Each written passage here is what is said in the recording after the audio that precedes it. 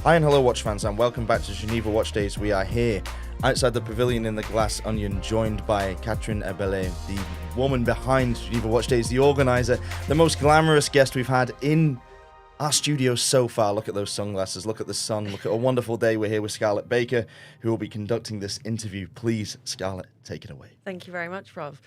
Catherine, thank you so much for being here. We're really, really excited to have you. And we're very honoured because we know that you have an incredibly busy schedule. You are literally helming this incredible event that we're having this year, now in its 6th iteration. Now, before we get into it, I just want to ask you, how are you feeling? What's the vibe? Are you feeling good about this week? Well, thank you, Scarlett. Hello, Rob. Hello, everyone. Thank you for having me. I feel privileged to be here. So no problem on that. I feel super good, extremely nourished by all the energy that you can definitely feel in this place. And further than that, in Geneva in general, it's incredible. The level of energy is so high that I'm just fueled. So feeling good, happy with this 6th edition so far. We've had a very high attendance of all kind of publics, watch lovers, but also people who are just curious and willing to know more about watches. Of course, press, influencers, retailers. So the whole community and the large community of the watches is here at the rendezvous of this right after summer event. And it's a big satisfaction. 6th edition means that we are getting into this age that it's not so new anymore. Not getting adult yet. So many things that we can imagine, dream of for the future, and also feedbacks to take on how this growth has been and this journey has been since the beginning. So happy. Perfect. And, we're in the middle of it right now. We've got one more day to go. Mm-hmm. But coming live and direct from the fair, I want to ask you, what observations have you noticed about this year's iteration of Geneva Watch Days? More collectors. Okay. More collectors from all over the world. Mm-hmm. And probably it's because now they are feeling and understanding that this is a very fluid type of event and that they can get informations, they can get pleasure, they can get a unique situation to share with other collectors and get to know new friends. But also the brands are super open to welcome them as walk-in, not needed to take an appointment to have something extremely formal. This fluidity is unique, and this is really for me as an organizer of the event a key point to maintain. Here in the pavilion where we are, you can meet CEOs, designers, people from the top management and the teams of the brands. And when you are a collector, it's incredible. Mm-hmm. Plus the variety of our portfolio of brands who trust us, 66 this year, is just incredible and completely different from all the other panels that you can find in the other rendezvous. And we're going to come back to that number in a second, talking about the brands, but I just want to go back to the word fluidity that you're using there. Was that the intention from the beginning of Geneva Watch Days? And, why do you think that people want that from a watch event? Because, there are incredible watch events out there and, the watch calendars are growing, and we love to see that for the industry. But there's something very special about Geneva Watch Days that feels very different. Why is it that we need and want that fluidity? I think that there is a lot of freedom. Mm-hmm. You can really manage your agenda by yourself, and you can manage it the way you would if yourself would organize a dinner, an afternoon, a night with your collector's friends. So everyone owns a little bit of those Geneva Watch Day spirit, and can make it like it was his or hers. Absolutely. So this creates, this notion, or this nourishes this notion of I'm here like I am at home. I am welcome. I am really welcome as a collector. And I have my friends, but I will also meet those guys that I had been in touch, that I've been in touch with when I was, I don't know, in Mexico City, in Singapore, in Munich, whatever. It's their moment. Perfect. Creating a platform for them Yeah. to make the brands taking also their share of visibility to keep going on their own strategy. So there is both pleasure, hobby, and I'm not in the business with the fair, Yeah. but I am, of course, extremely aware Yeah. that if the brands drive a good business, then the whole It's healthy. Yeah. sector will benefit from it. Yeah. And do you feel that the intentions of Geneva Watch Days have stayed the same since the beginning, since 2020? Or do you feel like, what's the growth looking like? If we take outside the figures for a second, is the intention and, I guess the principles behind it, have they changed in any way as you've grown? I hope so, but you tell me, because you've been there. Yeah. And so you are experimenting the fair itself as with your fresh eyes. I mean, for me, I was looking at actually your piece in Revolution, and there was a quote that you said that I really liked, where you talk about how the watch industry is the sort of most community-based luxury industry that there is. And it seems obvious to say that out loud at the same time, but I can't really think of another industry quite like it. And as you say, like, we all love being together. And I think for me, this year of Geneva Watch Days, just from the opening ceremony that we had as well, the room was just filled and everyone was so happy to be there. Yeah. You're constantly exchanging watches, shouting down to so-and-so at the other side. And I don't know, there was just something like it's very familial. There's like a family vibe to it. It's like the campus of a big university. Exactly, yeah. Where you're happy to meet your friends. You have the bar in the center. You have the library not so far. You have now here with the bubble.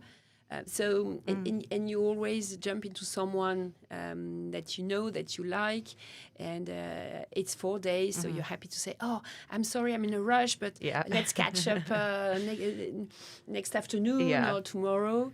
And then you have to go to your classrooms and go to the showrooms, and you're also happy to see the brands and to discuss with them, and then to share what you've seen and to analyze what you've seen.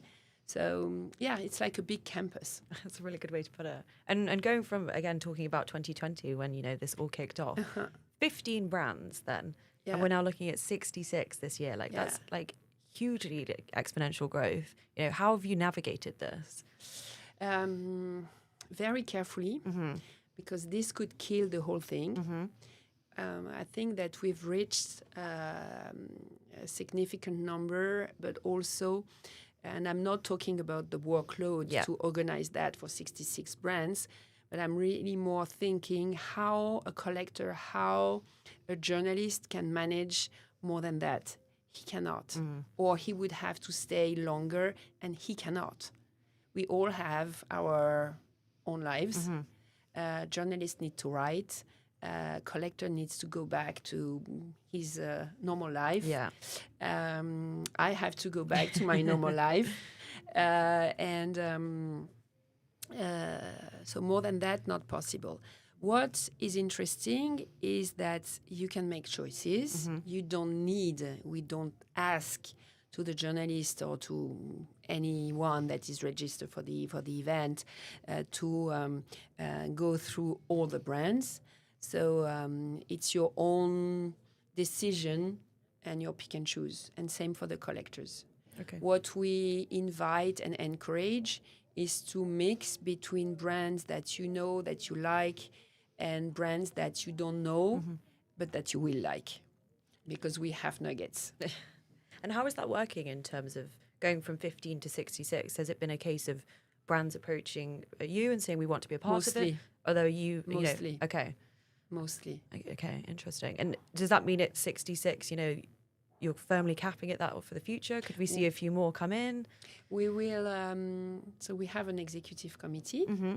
And the normal flow is that after the Geneva Watch Days, we do a big debrief with all the brands that have been participating in the edition. We analyze carefully these feedbacks, and then with my team, we will propose main concept to the executive committee, from number of brands, number of events, dates, what should we do, and what would be the big idea for next year. Discussion with them, and then we go.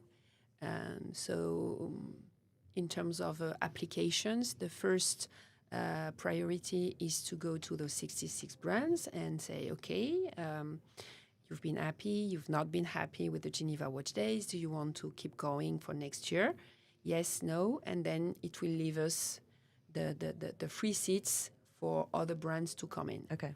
But I can tell you that I've been approached by several of them already. Okay. We had a coffee, we had a chat under the pavilion, because I think that for them to understand if the event suits to them is the only way to really know that, and if they can commit, if they would like to commit to that. Because I can also tell you that it's not so easy for a brand to accept this kind of freedom and fluidity. They find it like a challenge, or is it? Yeah. Some are, I would say, born like that. Okay. And it's natural for them. Yeah. But other can be more in the protocol, in the process. Okay. And it's a little bit like, oh, wow, so much freedom. Oh, you're giving us so many options. I would like to do them all, but I cannot. So how should I do? So we also accompany them in their choices, in making sure that they keep the spirit of 2020. And every time we do meetings, so mainly Zoom meetings, as you can imagine, I read the manifesto of the Geneva Watch Days, saying that it was based on agility, flexibility, and decentralization in 2020, and that it is still. It remains that way. And that they have to keep that in mind. We will not rent their showroom for them. Yeah. They manage with the hotels, with their boutique, with the spaces that they want and that they have identified in Geneva. They manage their own press agenda, retailers' agenda, collectors' agenda. We don't. We offer a platform that we try to do strong, as strong as possible, or the strongest possible, because then that will drive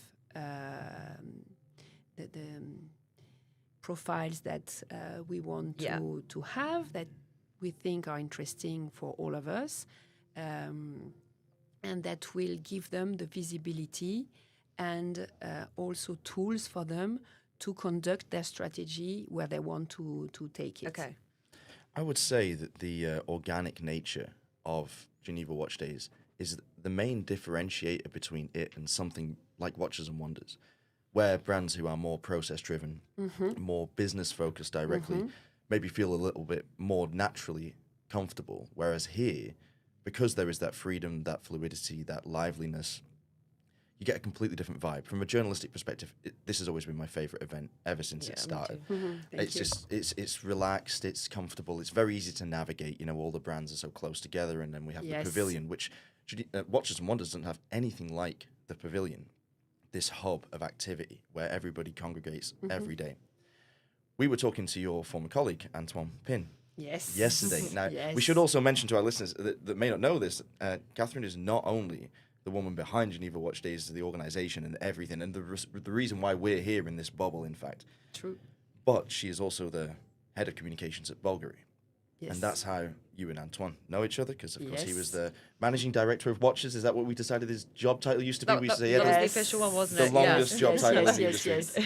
yes. Correct. And he mentioned something very interesting, something I was extremely glad to hear, that there's not a rebranding, but a slight repositioning of Geneva Watch Days as a cultural event, as a chance for people to experience watchmaking in a much more hands-on way. Yeah.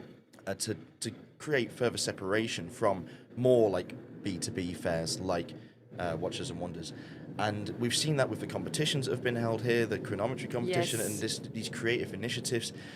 How do you see the future of that initiative? Do you see like more things being added that will create further distinction from other fairs like Watches We and will Wonders? continue this in this way, yeah, for sure. 2 years ago, we created the culture hub. Sorry, I'm losing my voice, my words, my grammar. With all the main partners in the watch industry that drive this watch culture as far as possible, meaning Horological Society of New York City, GPHG, FHH, the Watch Library, École d'Horlogerie de Genève. And this year there, I thought that it would be nice to have something like in France, we have Top Chef for the cooking show, and with candidates trying to do the best recipes as possible. So I wanted to do something like that on a movement, and we initiated this regulation movement with COSC, Celita, and École d'Horlogerie, which is a way to show a job that nobody knows or very few know in the watch industry. That is how you regulate the precision of a movement, of mechanical movement. And I think it's even more important than assembling a movement. We are all here on precision, yes, but Yeah. how do you know something about it? No. So let's try. Okay, give it a try. We have 40 candidates. And with the COSC, that is the institution among all that will decide through a very strict process and tests if this is precise enough or not. So those movements will all go to COSC, and we'll see who is the best candidate, the closest one to the COSC criteria. And it's just insane. And it's super fun. But at the same time, people realize how difficult this is and how important this is, the consequences on that. So this is this cultural part that we initiated again, I think it was 2 years ago.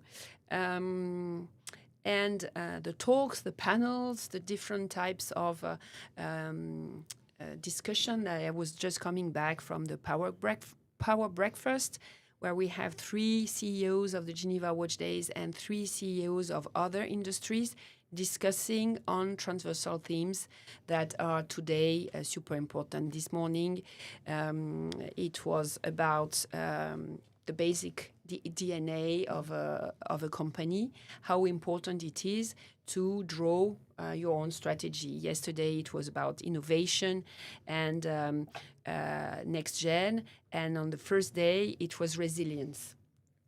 So and we invite people to listen and to discuss with those CEOs.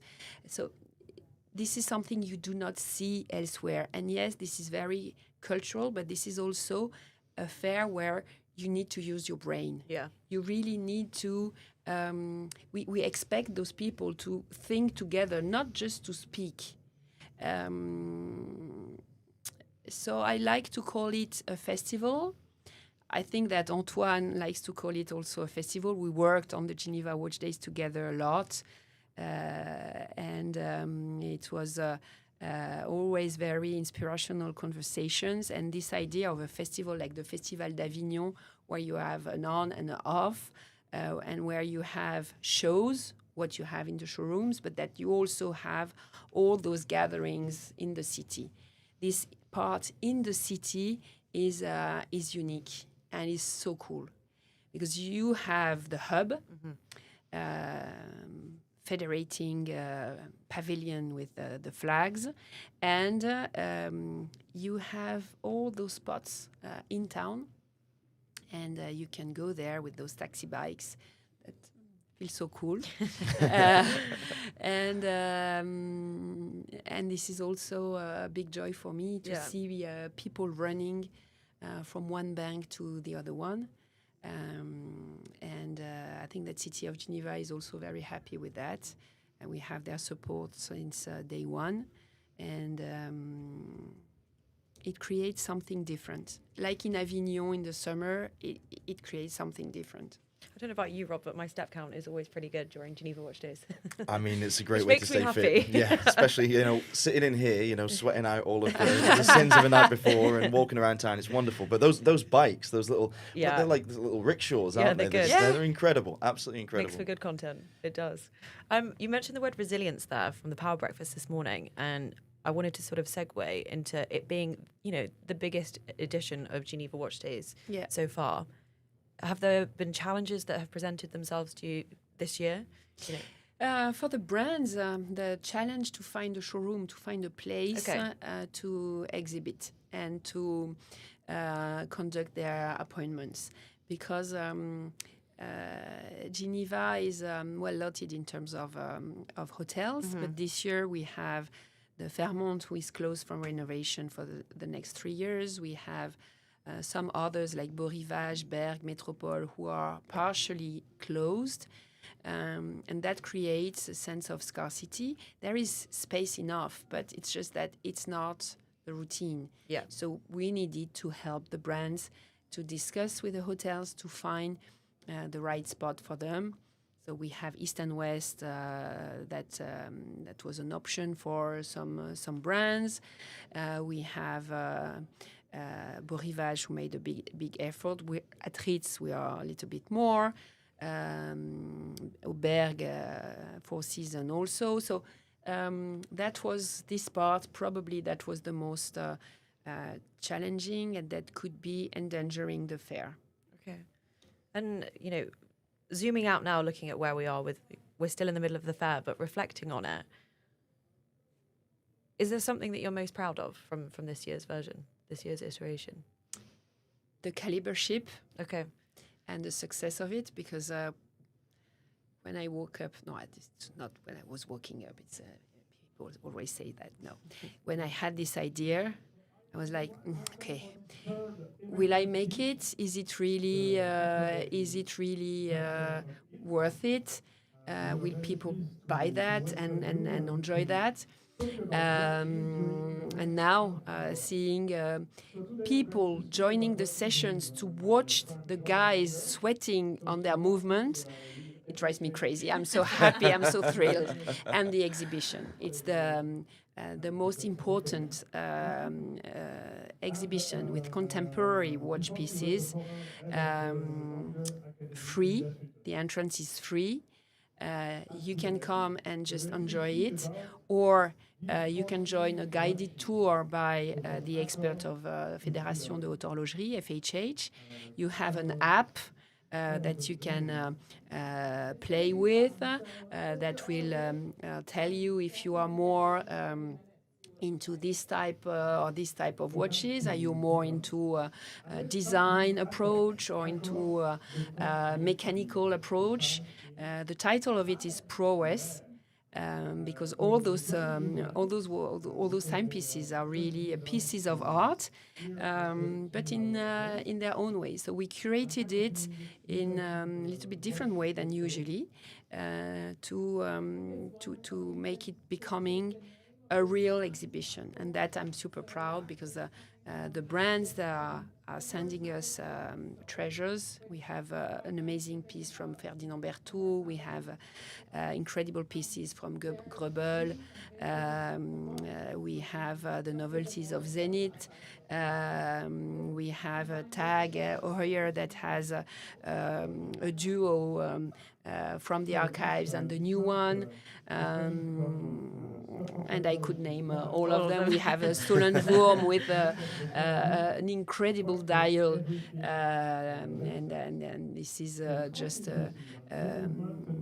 your eyes are in awe when you look at them, etc., etc. So I can only encourage those who are in Geneva or those who have the opportunity to come to Geneva until now and tomorrow afternoon to visit it.